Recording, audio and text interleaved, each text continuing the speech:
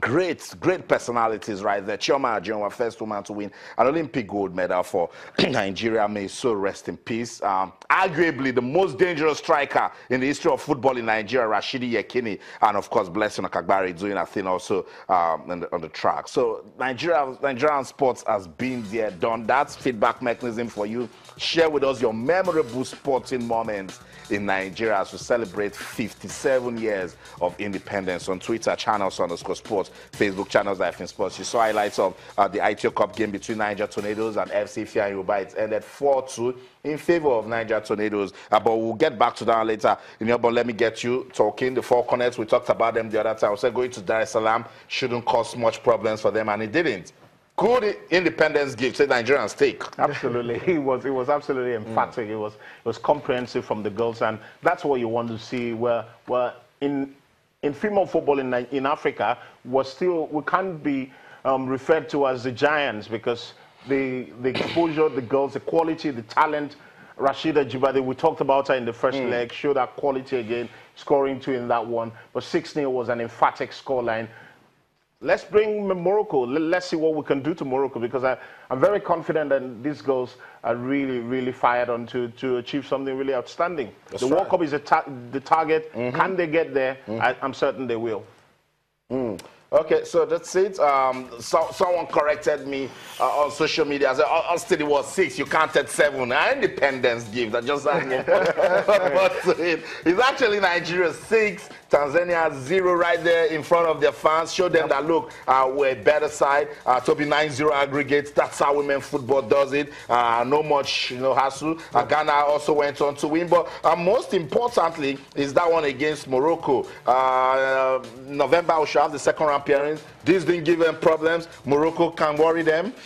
Not really. Morocco, this is the first time they will progress to the second round of the World Cup qualifier, in 10 years. So we've got a hedge. We've got quality ahead of them. We scored 9 goals in 2 games. They managed to score 3 against Senegal. So not a side that looked threatening, to this Nigerian side. Rashida Jibade, like I said, Folashade, Moana, Cynthia Aku, quality players. We've got experienced managers, so Christopher, Danjuma. So I think Morocco will come with a lot of belief, but I don't think they will give our team much problems. That's right. So that's it. Second round appearance for you right there. Burundi will take on South Africa. It's Nigeria against Morocco. Ghana will play Kenya. Sierra Leone will take on Cameroon. It's about the women's under-20 World Cup qualifier. Second round upon us now. November the 3rd till the 13th. That one will be done. The four corners, they've shown that, look, if you can support us, we'll give you the results. They didn't have much time to prepare, but Edo State government made them feel, like, look, we want you ladies to go out there. Someone said they got 5 million and scored 6. So if they got 10, they will score 12 goals. I know. But for me, it was a very significant victory. It was on Independence Day, and they understood. And the fact that they scored just 3 goals in the first leg in Nigeria, went away from home, scored 6, was massive for the girls. And that's how to win away from home. I mean, that's how not to come back and say the referee wasn't fair. Okay, referee, do your work. Also, you're making a very good point, because most of the time, particularly on the African continent, you see teams go away with a mindset, a defeatist mindset.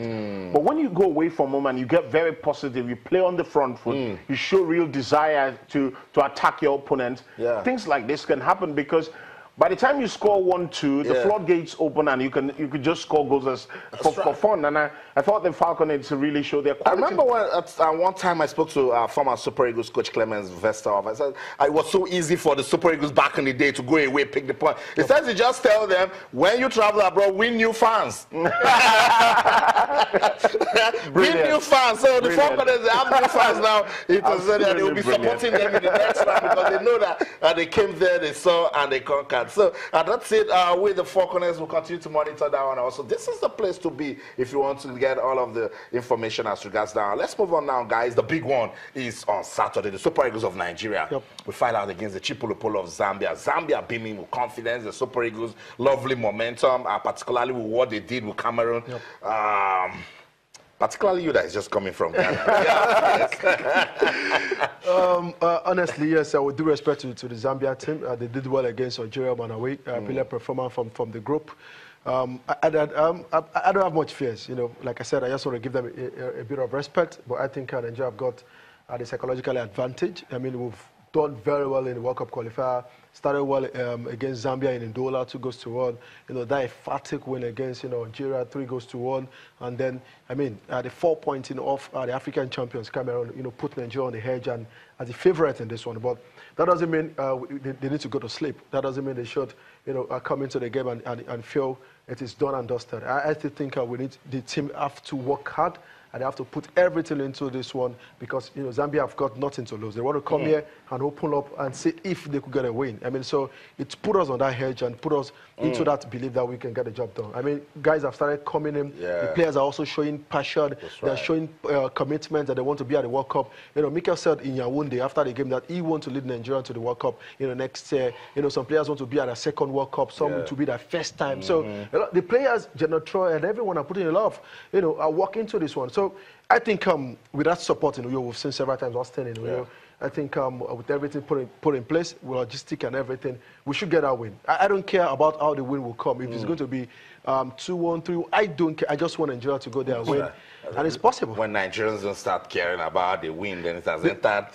No, right now, the 3 points, the victory is important because we should avoid, you know, putting our faith in the hands of the Algerians. So you just go there and win. If it's going to be 1-0, take the 3 points and take the World Cup ticket. General told me, yes. So you're asking for 2 more. 1-0 is 3 points.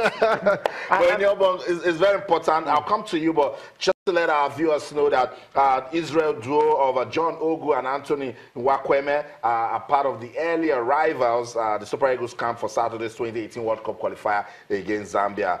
We're expecting more players. Elders in the Chejili, Ogenekare Tebo, Ikechukwu Ezenwa has touched in. I can confirm that one. Plateau United goalkeeper Dele Ajiboye. So more players expected to come in, not much. And it was good to see Alex Iwobi in good form. Good form. His intelligence will be needed on Saturday. Absolutely. Fantastic player. Had a very good performance for Arsenal yesterday.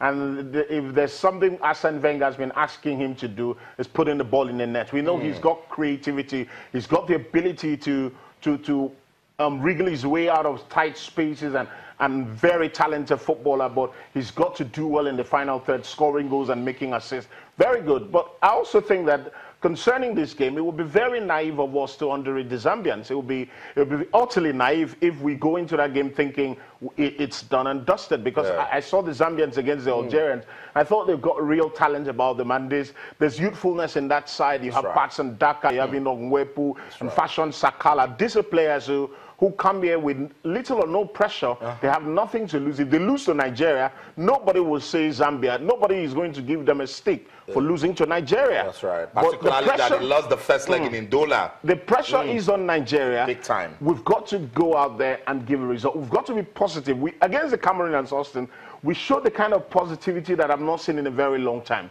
With our approach play, the way we went out there, we played on the front foot. Fantastic. I'm looking forward to that game. And as Toby said, it's about the 3 points. At this point, as a Nigerian, as a football fan in this country, you're not interested in how we play. You just want the points, because you don't want to wait till the final day. And Austin, that thing that happened in 2006 with the Angolans, Fabrice Lacroix, that thing that happened, I don't want it to happen again. It's an unforgivable experience.